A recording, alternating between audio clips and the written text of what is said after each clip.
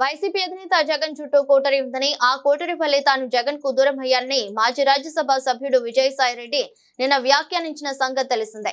కోటరీని దూరం పెట్టకపోతే జగన్ కు భవిష్యత్తు ఉండదని అన్నారు. ఈ వ్యాఖ్యలపై వైసీపీ నేత మాజీ మంత్రి గుడివాడ అమర్నాథ్ స్పందిస్తూ విజయసాయిపై సెటైర్లు వేశారు. వైసీపీలో ఉన్నప్పుడు ఢిల్లీలో ఆయన మాట్లాడిన మాటలకు, ఇప్పుడు విజయవాడలో మాట్లాడిన మాటలకు ఎక్కడా పొంతం లేదని విమర్శించారు. జగన్ చుట్టూ ఉన్న కోటరీ ప్రజలేనని చెప్పారు. ఆయన ఏ పార్టీలో కోటరీ ఉండదో చెప్పండని ఆయన ప్రశ్నించారు. చంద్రబాబు చుట్టూ కోటరీ లేదా అని అడిగారు. మొన్నటి వరకు కోటరీలో ఉన్న మనమే ఇప్పుడు కోటరీ గురించి మాట్లాడితే ఎలాగని అన్నారు. ఒకరి మీద ప్రేమ పుట్టినప్పుడు మరొకరిపై ప్రేమ విరిగిపోతుందని చెప్పారు. ఇప్పుడు విజయసాయికి ఎవరి మీద ప్రేమ పుట్టిందో తెలియదని వ్యాఖ్యానించారు. పార్టీ మారిన వ్యక్తి నుంచి ఇంతకంటే ఏం ఆశిస్తామని అన్నారు. రాష్ట్రంలో ప్రస్తుతం 3 వర్గాలు ఉన్నాయని, ఒకటి కూటమి వర్గం, రెండోది వైసీపీ వర్గం, మూడోది ఏ పార్టీ అధికారంలో ఉంటే ఆ పార్టీ వైపు చూసే వర్గం అని చెప్పారు. వైసీపీ అధికారంలో ఉన్నప్పుడు కీలక పదవులను అనుభవించిన వాళ్ళు ఇప్పుడు పార్టీలు మారుతున్నారని విమర్శించారు. జగన్ అధికారంలోకి వచ్చి ఉంటే ఏ పార్టీ నుంచి వాళ్ళు వెళ్లిపోయేవారా అని ప్రశ్నించారు. విజయసాయి వ్యాఖ్యలను ప్రజలు హర్షిస్తారా అని అడిగారు. ఆయన వ్యాఖ్యలను చూస్తుంటే మళ్ళీ రాజకీయాల వైపు చూస్తున్నట్టు అనిపిస్తుందని చెప్పారు. జగన్మోహన్ రెడ్డి గారి కోటరీ అంటే ఈ రాష్ట్రంలో వైఎస్ఆర్ కాంగ్రెస్ పార్టీ కార్యకర్తలు.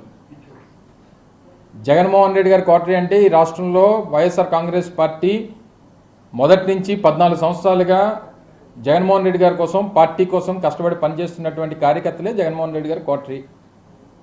నిజంగా కోటరీలు సరే పోనీ ఎవరో ఏమన్నారనేటువంటి పక్కన పెడదాం. ఏ రాజకీయ పార్టీలో ఏ నాయకుడి పక్కన కోటరీ ఉండదు చెప్పండి. చంద్రబాబు నాయుడు పక్కన కోటరీ లేదా? అది రాజకీయం కాదు, అసలు ఏ ప్రొఫెషన్లో కోటరీ ఉండదో చెప్పు. ఉదాహరణకు మీ ఏబిఎన్ ఉంది, మీ రాధాకృష్ణ గారి చుట్టూ కోటరీ ఉండదా? ఉంటుంది కదా. ఇగో మా విశాఖపట్నంలో రామకృష్ణ ఇలా చేస్తున్నాడు, లేకపోతే ఇంకో దగ్గర ఇంకోటి ఇలా చేస్తున్నాడు చెప్పేవాడు చేసేవాడు ఉండడా చెప్పు. సో కోటరీలు అనేటువంటివి ఈ ప్రజాస్వామ్యంలో, ఈ వ్యవస్థలు అన్నింటిలోని ప్రతి స్థాయిలో, ప్రతి వ్యవస్థలో, ప్రతి దగ్గర ఉండేటువంటిది. సరే, ఆ కోటరీల గురించి ఎవరు మాట్లాడాలి? దూరం నుంచి చూసిన వాళ్ళు, లేకపోతే ఆ కోటరీలో లేని వాళ్ళు మాట్లాడాలి తప్ప మొన్నటి వరకు ఆ కోటరీలో ఉన్నటువంటి మనం మాట్లాడితే ఎలా చెప్పు. సో ఇవన్నీ కూడా ఆలోచించి మాట్లాడుంటే బాగుండేది. సరే, ఇంకా పార్టీ నుంచి రాజీనామా చేసి వెళ్ళిపోయిన తర్వాత అంతకంటే ఇదిగా మాట్లాడతారని అనుకోవడం మన అమాయకత్వం అంతే. ఎవరి మనసు విరిగింది? ఎందుకు విరిగిపోయింది? ఇంకెవరి మీద ఎప్పుడన్నా ఇంకొల మీద ప్రేమ పుడితే మన మనసులు విరిగిపోతుంటాయి. అదే మాకు తెలియాలి. నువ్వు ఆయన అడగాలి, నేనే చెప్తాను.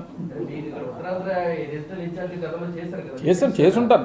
పార్టీలో పనిచేసినప్పుడు వివిధ హోదాల్లో, వివిధ స్థానాల్లో పనిచేస్తుంటాం.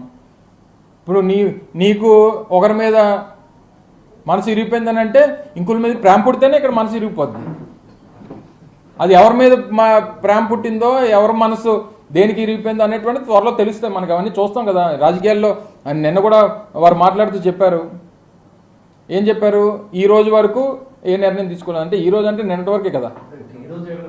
సరే, నేను అవన్నీ నా నిర్ణయం కాదు కదా. సో ఏదేమైనప్పటికీ మనసు విరిగిపోవడానికి, లేకపోతే ఇంకోటి అయిపోవడానికి వైఎస్ఆర్ కాంగ్రెస్ పార్టీలో ఉన్నంతకాలం అత్యంత కీలకమైనటువంటి స్థానాల్లో వారు పనిచేశారు.